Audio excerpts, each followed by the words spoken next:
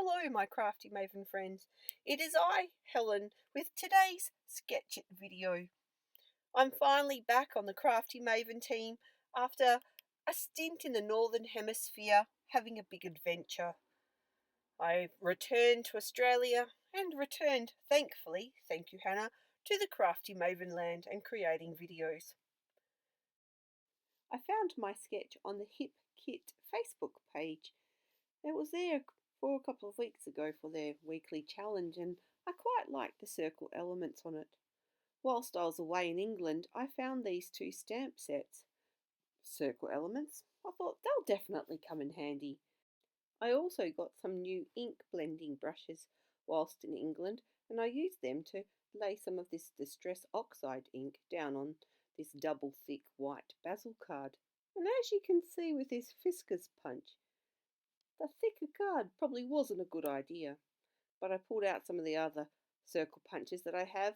They went through that card really well, although I was limited then which size circles I could use. But after punching away, I got enough to start my layout. I was really drawn to those colours of Distress ink. They are my favourite kind of colour family, and I didn't have an idea where I was going to go from there. I just knew I wanted to use those stamps and some Distress inks.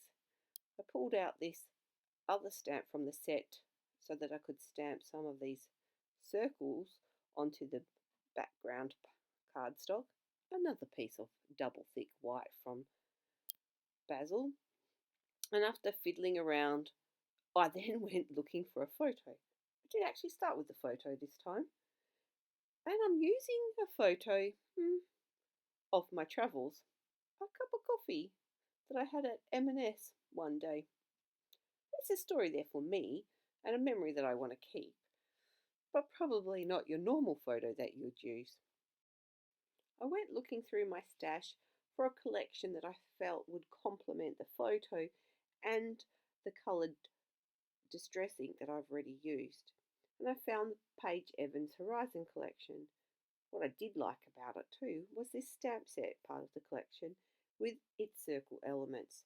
One was a map of the Northern Hemisphere and a couple of floral circles, which I stamped, and I did all my stamping using watering can, and I think that's what the ink's called. It's a soft grey ink from Archival anyway. The colours of the patterned paper in the Horizon collection didn't quite match perfectly with the coloured inks, and I wanted to try and tie it all together somehow.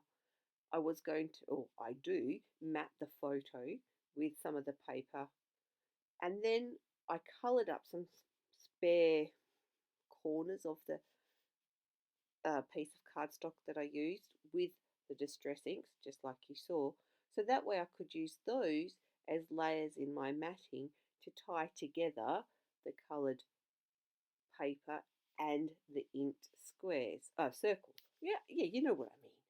Plus I also punched some more circles from the patterned paper so that in the circle elements I had some inked ones and some patterned ones. And this way I could coordinate the Distress inks I've used and the colours in the patterned paper range. I hope that all made sense anyway. Some more fiddling, working out placement. But with all these things that I do, I look at it, think, yeah, that looks great, push it all off, and then go to rearrange it again and forget how I had it originally. It turns out something like this once I start sticking it down. I also wanted to incorporate some mixed media in the background, and I did think that this Distress ink was very similar to the green patterned paper. So I used the packaging technique, tried to splatter some around and squeeze them out. That didn't work, but got some ink on the background.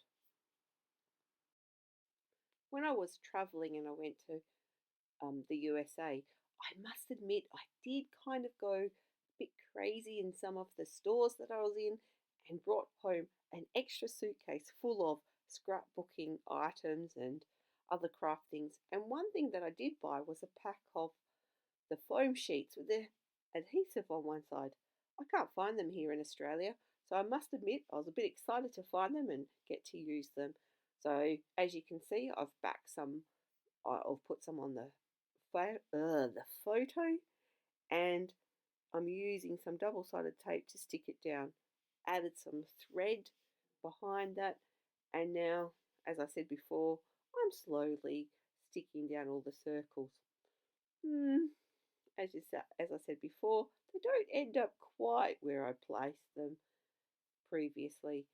And when I do stick them all down, I realise that I have covered up quite a few of the smaller circles. So I will go back in and do some more stamping later. I've pulled out the chipboard elements from the Horizons collection and also the stickers, and I'm just going through adding some pieces that either have a circular feel or complement the colours. I decide that I'm going to call it M&S Adventure, only because there was the chipboard word adventure in it and it fitted. And this is where I've deviated from the sketch, and I'm adding an element up in that top left hand corner. I should say, for anybody who's watched my videos before from the Crafty Maven, once again, there was a mood board with colours, and I completely forgot about looking at those. Why should I really change? I never used to remember to do it before, and I probably won't remember again this time, or from here on in. Anyway, I found these little tiny letter stickers. I can't remember which range they come from, but I actually quite like them. They're very good for titles, and I just wanted to add a little touch of ink to it to make them stand out that little bit more. Here you go. See, I'm adding some more stamping in. This was one of the Horizon stamps as well, I think. Oh, no, I think this is from one of the sets I had actually. This is where I add little tiny stamps from the Horizon collection. I'm almost finished. I'm going to add some journaling. The journaling will tell how this was the memory for me was that this was the day I went and actually picked up my new car in England and went for a drive in it and ended up near where I was living at M&S. So although that photo is about me getting a cup of coffee at M&S and being there, it's more actually about that memory and excitement I had of driving my new car. If I could have packed it in my suitcase and brought it home with me, I would have. I loved that car. And hopefully one day I'll be able to buy one similar here in Australia. As you can see, just finishing off with a few little extras, looking at it, whether I like the placement or not. I did forget to mention I also added a couple of other sections of thread behind my three main groupings of embellishments. Also, I drew a hand border around the page because I just felt like it needed something to keep it in so that elements weren't falling off the page.